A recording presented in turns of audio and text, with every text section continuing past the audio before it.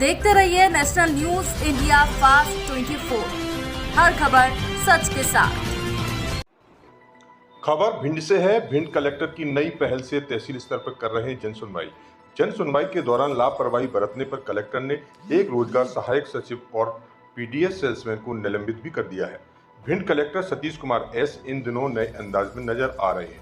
उनके द्वारा मंगलवार को जन सुनवाई तहसील स्तर पर की गई, जिसकी लोग काफी सराहना कर रहे हैं। कलेक्टर सतीश कुमार एस ने तहसील स्तर पर जन सुनवाई की शुरुआत गोरमी से शुरू की थी।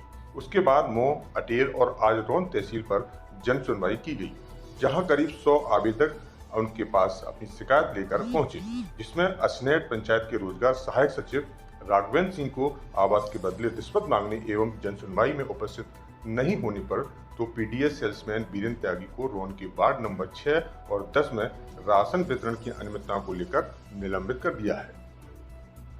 भिंड से मुकेश मिश्रा की रिपोर्ट।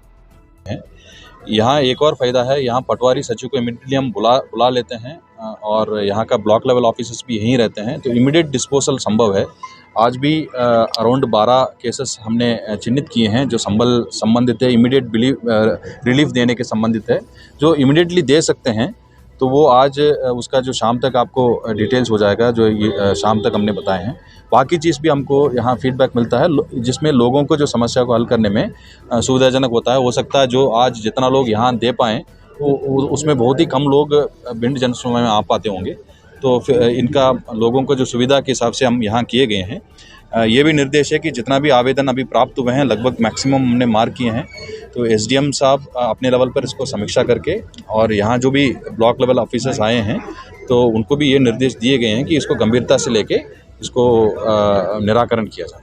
जन सुनवाई के दौरान किसी की अनियमितता या लापरवाही देखने को मिली? इसमें एक रोजगार सहायक का सेवा समाप्ति करने का हमने आदेश किया है, जिसमें आवास योजना में उन्होंने जो स्वीकृति के लिए पैसा मांगा है ऐसे उसमें लिखा है। और दूसरा हमने उनको तलब किया, एक्चुअली उनको आज यहाँ होना चाहिए था, सूचना सभी को दिए गए हैं आज यहाँ उपस्थित होना चाहिए, वो उपस्थित नहीं, तलब करने पर मोबाइल स्विच ऑफ रहा। तो ये काफ़ी चीज़ें इसमें क्लियर हुआ है।